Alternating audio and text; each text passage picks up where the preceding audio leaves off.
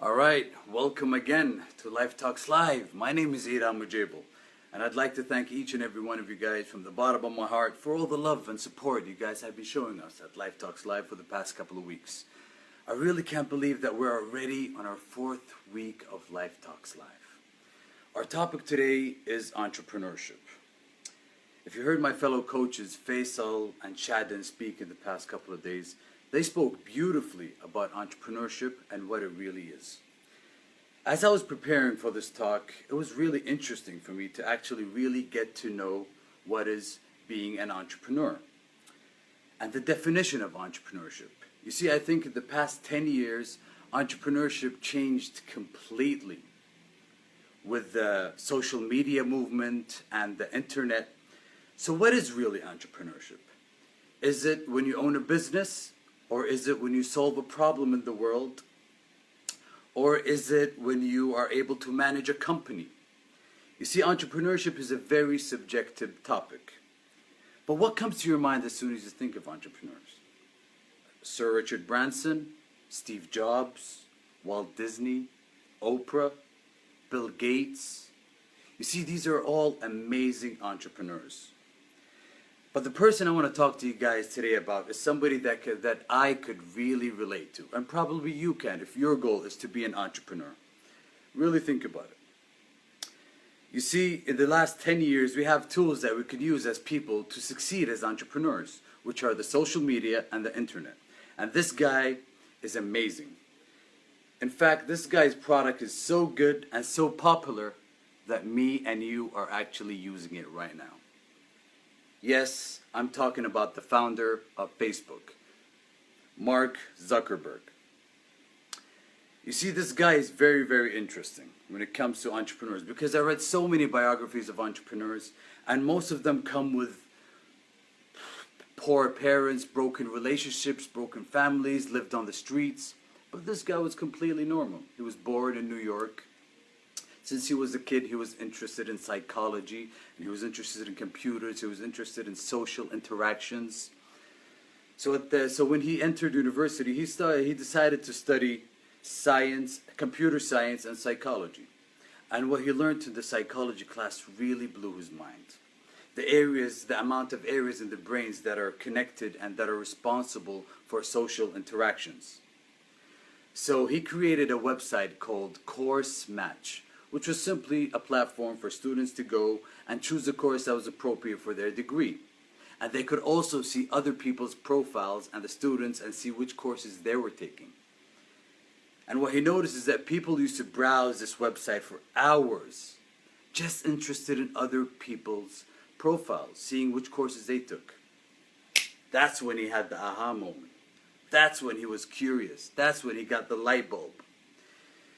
He knew that people had a really deep thirst for knowing what's going around them, whether it's in terms of the people around them or the world around them. So a year from that, he was sitting in his dorm room, and he suffered from insomnia, so he didn't really sleep much. So this thought came to his mind, this idea, boom! And it was this website that was called Face Smash. But for him to be able to pull it off, he had to hack into the personal data of the university and steal 2 pictures of random girls at the university, which are students, and then he wanted to put them next to each other in the website and write one simple question underneath. Who do you think is hotter? Exactly. He literally just asked that question. And how do you think that website, and he wanted students basically to go to that website and vote who did they think was hotter. And how do you guys think that website did? Do you think it succeeded?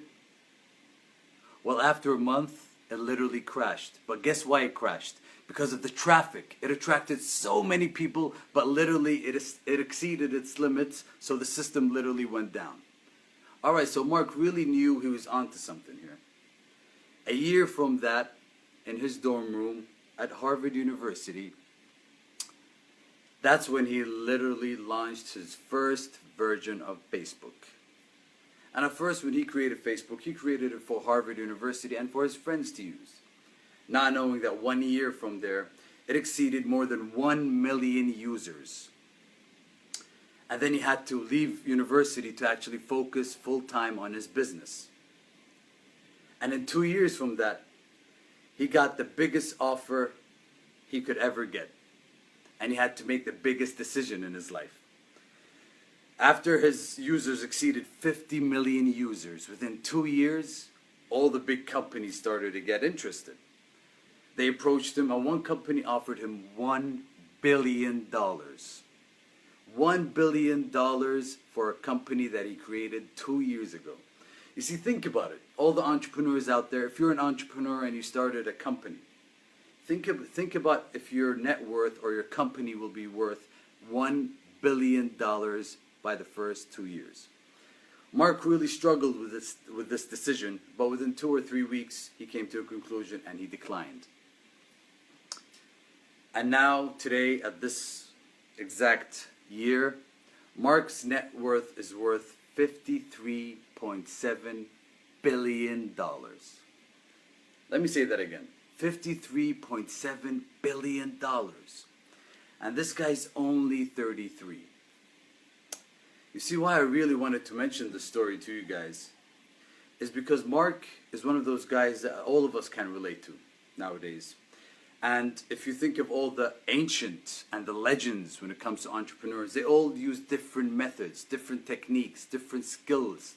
Now we have the internet, we have technology, we have the social media, we have this. Look what I'm doing right now. This is something people weren't able to do 5 years ago, go live.